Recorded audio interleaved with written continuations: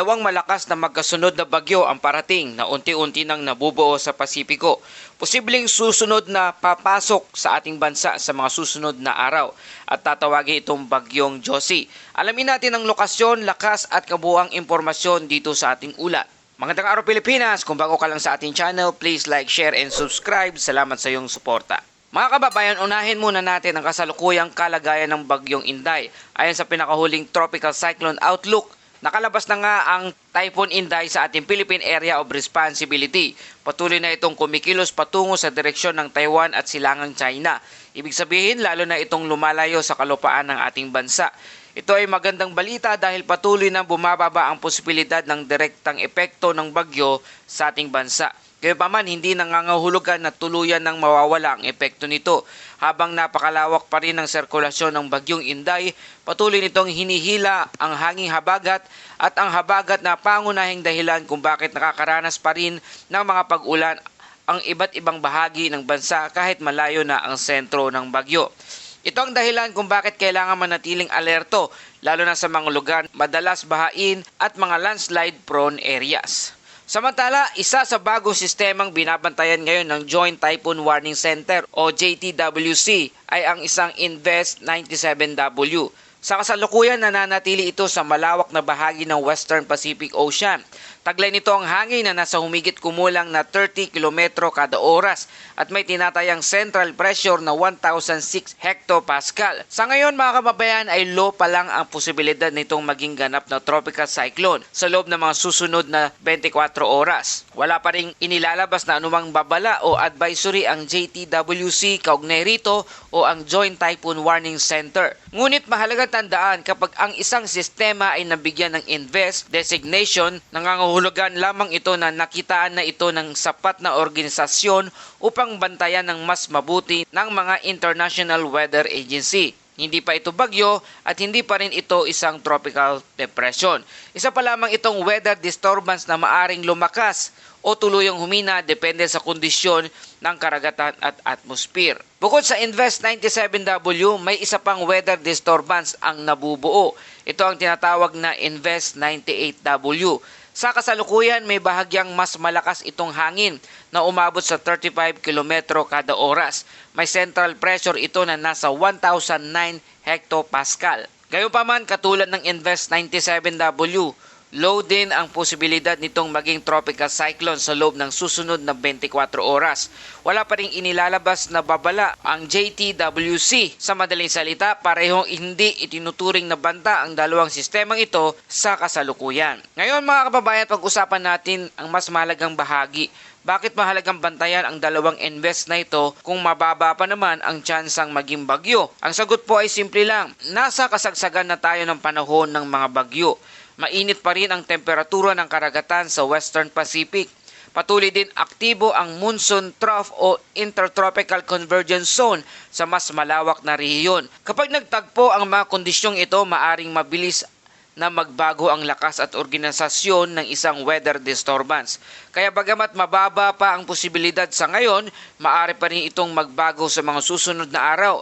Ito ang dahilan kung bakit araw-araw na minomonitor ng Pag-asa ng JTWC at iba pang International Weather Agency ang mga sistemang ito. Batay naman sa tropical cyclone threat potential na inilabas ng Pag-asa, may posibilidad na panibagang tropical cyclone-like vortex na nabuo sa silangang bahagi ng Philippine Monitoring Domain ngayong unang linggong forecast period. Ngunit nasa low lamang ang tsansa nitong maging ganap na bagyo. Ang ikalawang linggo naman ay may isa pang weather disturbance na maaring pumasok sa ating Philippine Area of Responsibility o PIR. Kasabay nito, may isa pa ring sistemang maaring mabuo sa kanlurang bahagi ng ating Philippine Area of Responsibility o PAR. Gayunpaman, pareho pa ring mababa ang posibilidad ng kanilang development sa ngayon. Ibig sabihin, hindi pa tayo maaring magsabi kung magkakaroon na nga ng bagong bagyo na direktang makakaapekto sa ating bansa. So ano ang dapat nating abangan sa mga susunod na araw? Unti-unti nang lalayo ang bagyong Inday ngunit maaring manatiling aktibo ang habagat. Samantala, patuloy ding binabantayan ang Invest 97W at Invest 98W. Kung sakaling magkaroon ng mabilis ng pag-organisa sa aliman sa dalawang ito, posibleng magbago ang forecast. Sa ngayon, mas mahalagang bantayan ang Week 2 kung saan ipinapakita ng mga numerical weather models na maaring magkaroon ng dalawang magkahiwalay na weather system. Isa sa maaring pumasok sa ating Philippine Area of Responsibility at isa pang maaring mabuo sa kanlurang bahagi ng monitoring domain. Pareho pang mababa ang kasalukuyang posibilidad ng pagbuo.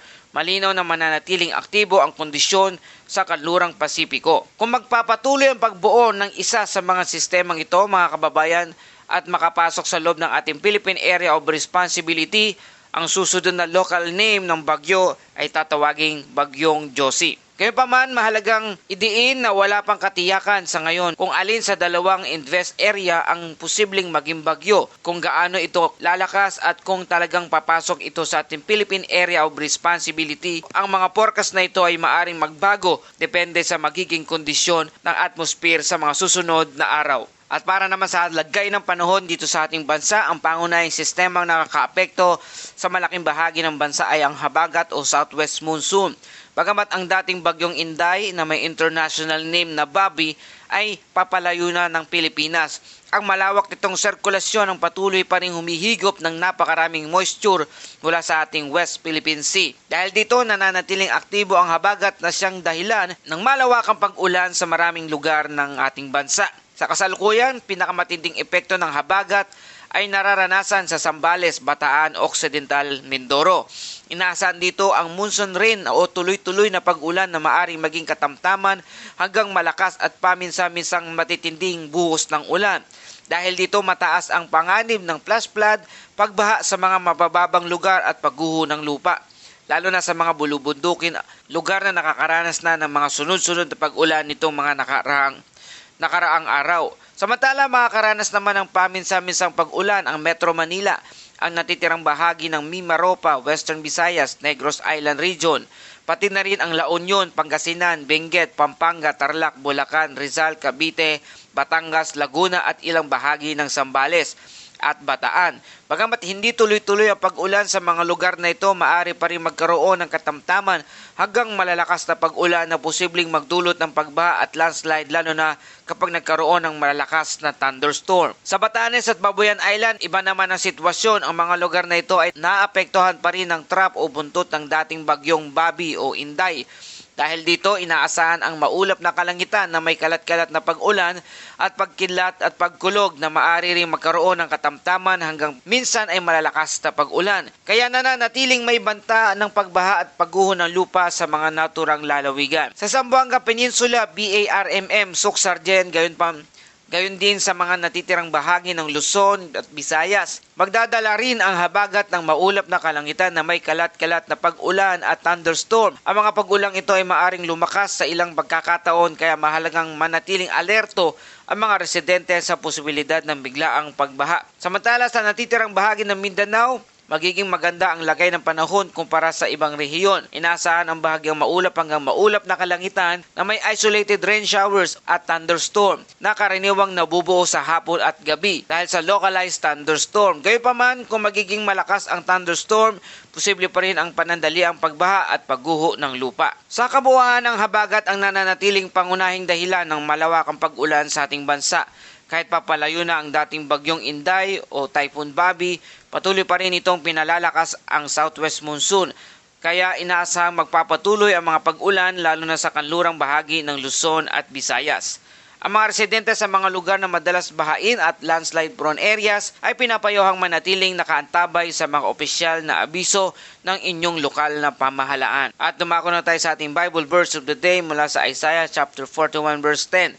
Huwag kang matakot sapagkat ako'y sumasa inyo. Huwag kang mangamba sapagkat ako ang iyong Diyos. Palalakasin kita at tutulungan. Aalalayan kita ng aking matuwid na kanang kamay. Mga kababayan, sa tuwing may banta ng bagyo o iba pang sakuna, mahalaga ang paghahanda at pakikinig sa mga babala ng mga otoridad. Ngunit higit sa lahat, ipinapaalala ng Diyos na hindi tayo nag-iisa sa gitna ng anumang pagsubok. Habang tayo ay nagiging responsable sa ating paghahanda, maaari rin tayong magkaroon ng kapanatagan dahil ang Panginoon ang ating lakas at sandigan. At yan po ating update sa panahon. Salamat sa iyong patuloy na pagtutok at pagtangkilik dito sa ating channel. Ito ang Pilipinas Weather ngayon na lagi nagpapaalala, mag-ialda, mag-iligtas, mag-alerto, ingat tayong lahat.